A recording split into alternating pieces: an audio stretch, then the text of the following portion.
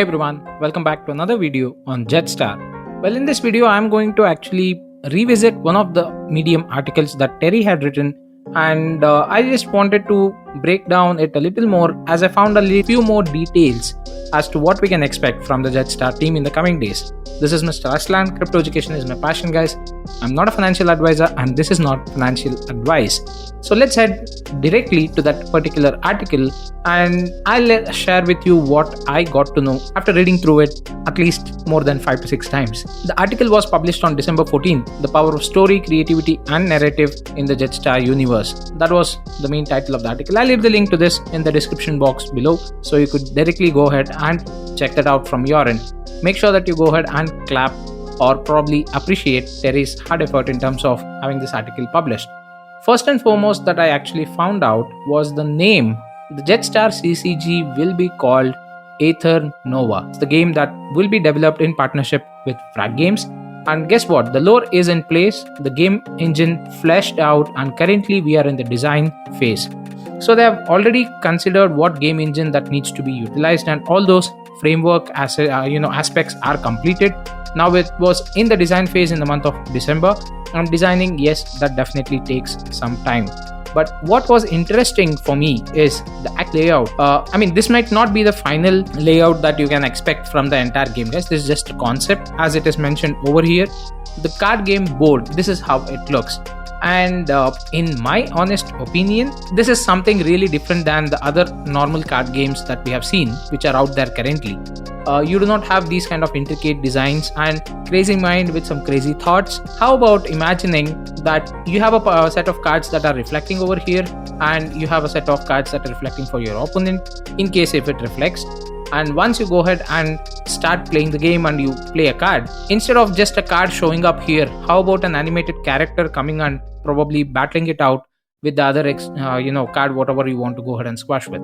So Jedstar is always bound to do things in a different manner. They do not want to follow the same concept that many things are running right now. When you want to break a barrier, that is through innovation, that's somewhere that you need to place yourself or position yourself, and that will take some time. And Jedstar is doing that. As a brand establishment, you should always have a USP with you in terms of that's a unique selling point, guys. You should have it with you in terms of establishing your position in the market. Now, what difference does it make when you compare yours to any other card game that is out there? The graphics can only be one factor, but the gameplay and how you actually have the user experience designed for the person who is playing the game matters a lot. That is the biggest USP for you. Now, why were people so inclined towards Axie Infinity? Because at that point of time, that was the only game which made a lot of name and which created a lot of buzz, and people FOMO'd into it. But right now, if you ask anyone else who would be playing Axie Infinity or would have shifted over to other games which have released, well, Illuvium is something that many people are expecting, right? And that revolutionized the way that we look at certain battle aspects and stuff, especially in the graphics segment, as far as their actual gameplay teasers go. Now, the end product is still yet to come, so I would not like to comment on that over there. But what I actually want to bring across over the board is that people look for changes, people look for those unique playing experience that matters a lot to them. It's not like you just have some a blank board and 3 cards, and the card just has some light animation and stuff like that. That is not something a lot of people do expect. A lot of others do expect a lot more engagement, a lot more uniqueness in terms of the way battles are designed, and a lot more in terms of the animation segment and the design segment as well. Now, that is something I guess Jedstar is really working hard on, because this concept, for me personally, it looks a little killer, especially the detailing that they have gone through in terms of the hexagon shapes, in terms of all these cogwheels and gears and stuff like that. So this amount of detailing, even the wires and things, you never know whether this concept, when it comes to actual reality, how awesome it would look. That's my honest opinion, guys, because the moment you have any artist focusing on so much of detailing in his artwork, that means that they are very much serious about it. It's not just done for fun or just for a gimmick kind of an option, but it's something that they're really putting their heart and soul in terms of having this design done. So that's my personal honest opinion, guys, and I'm speaking in general of any artist who actually takes so much of time and creates a beautiful painting out there. And as far as I know, Aaron Miller being part of this Jedstar team, who is a AAA artist who has worked for Magic the Gathering and Hearthstone, being one of the lead artists over here, and his exclusive NFTs which would be given out in Agora Marketplace, well, that's something that I'm also very much excited about. But what's more, when I actually scroll down through this particular article, well, there are a few concept arts, but this one caught my eye because if you have seen my earlier videos, the shark with the gun on the earlier older website of Jedstar was something which was really intriguing to me, and that is something that I really loved. The gorilla and the shark with the guns, that was killer for me.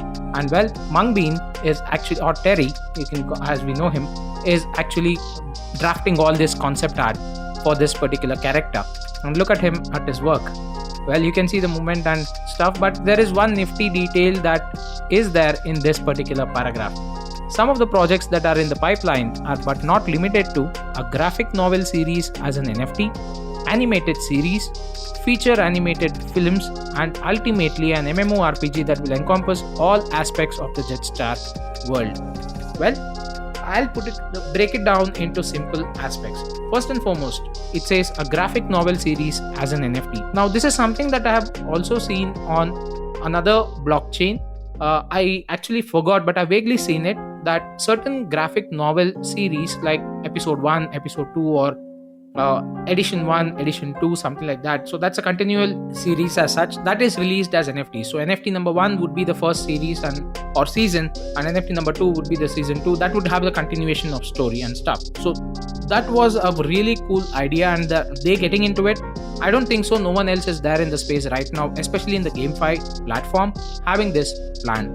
And second, animated series. Now this, yeah, I mean, it would definitely take some time, in my honest opinion, to get these things out. But if in case, you never know, Jedstar is bound to drop a lot of bombs in the background. If someone else is parallelly working on this already, then we might definitely see some animated series coming out in terms of, say, any of the OTT platforms, or you never know, Jedstar might release it on their official channel itself directly. That might be a possibility on YouTube. And the feature animated films. Now, this is something that I actually love when it comes to a lore or a story that you have designed. Having all these aspects inculcated will only bring in a lot more people into it. And why is that so? Because for a certain set of people, they are inclined towards the anime section. For a certain set of people, they are inclined towards the actual game and the gameplay. For a certain set of people, they are more inclined towards the graphics, and that is where you need to identify and bring in the best aspects of all these communities so that you can tap the potential of all these people that are out there and all the different groups that are out there. And this also means that when you have certain animated series that are there, you definitely have budding kids who would be the upcoming gamers, or who would spend a lot of time on screen as well in terms of games and stuff like that. They would also be intrigued with all these things. So you build up that particular lore with all these animated series, and then you come out with an MMORPG. You will already have a very big fan following in terms of waiting for the game and getting to play the game once it releases. This is my honest opinion about all this. Much more details would be revealed, I guess, in the next AMA that's going to happen soon. Stay tuned for that, and thank you so much for watching this video. If you're still not subscribed to my channel, go ahead and hit the subscribe button and the like button, and please do share this video so that we spread the word of Jedstar to the entire world. Thank you so much once again. Have fun and take care.